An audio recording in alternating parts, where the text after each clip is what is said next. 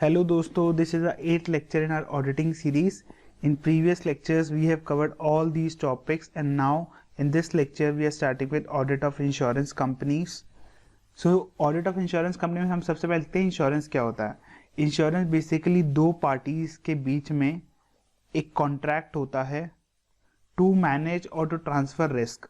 एक पार्टी होता है इंश्योरर और एक पार्टी होता है इंश्योर्ड. इंश्योरर मतलब जो इंश्योरेंस करता है, मतलब कि इंश्योरेंस कंपनी, और इंश्योर्ड होता है जिसका इंश्योरेंस किया जाता है या फिर जो पार्टी अपना रिस्क को ट्रांसफर करती है, ट्रांसफर रिस्क. सो इसमें क्या होता है, इंश्योर्ड इंश्योरर को कुछ प्रीमियम पे करते हैं और इस प्रीमियम के बदले इंश्योरर कॉन्ट्रैक्ट में एंटर होता है कि अगर इंश्योर्ड को कोई नुकसान हो गया तो वो लॉस को रीएम्बर्स करेंगे. तो इस तरह से एक इंश्योरेंस कॉन्ट्रैक्ट फॉर्म होता है. इंश्योरेंस में लाइफ इंश्योरेंस भी होता है और एक जनरल इंश्योरेंस भी होता है. लाइफ में बेसिकली पर्सन के डेथ वगैरह से रिलेटेड होता है. अगर उसकी डेथ हो जाती है इंश्योर्ड की तो उसके नॉमिनी को इंश्योरर पे करता है. एंड जनरल में like fire insurance, like motor insurance, motor vehicle insurance. So इस तरीके से लाइफ और जनरल इंश्योरेंस होते हैं. सो ये था इंश्योरेंस के बारे में. Now audit of insurance company में हम वो प्रोविजन स्टडी करते हैं ऑडिटिंग रिगार्डिंग जो भी या तो कंपनीज एक्ट में या फिर इनकम टैक्स एक्ट में मेंशन है.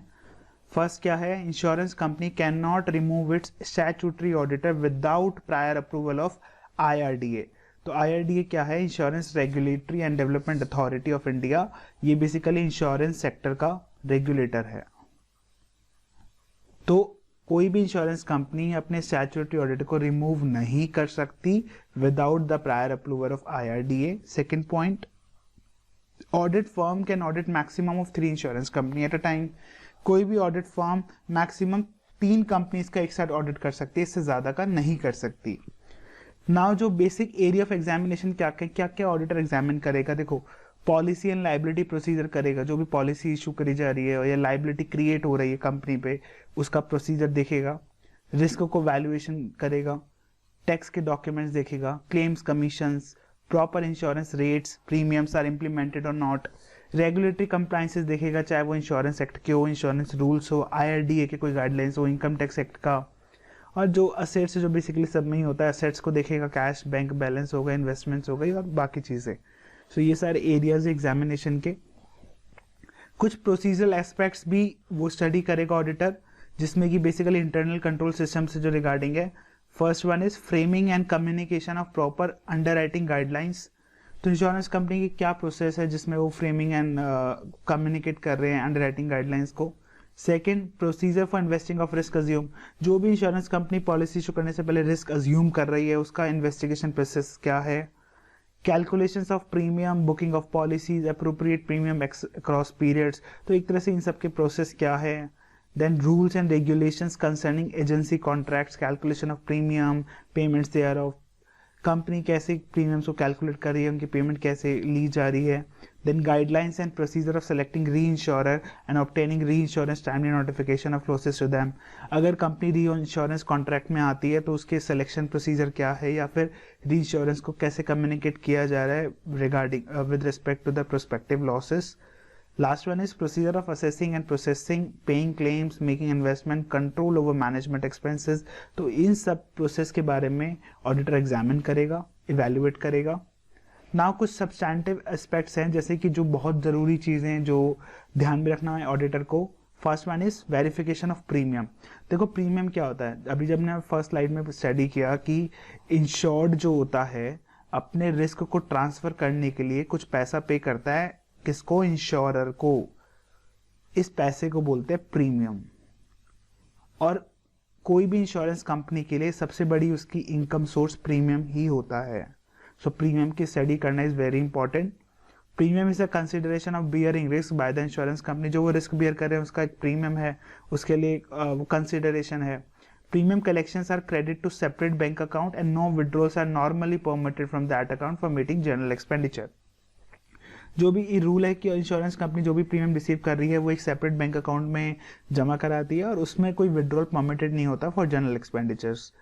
As per the policy of insurance company, collections are transferred to regional office or head office and no risk shall be assumed by insurance company without receipt of premium.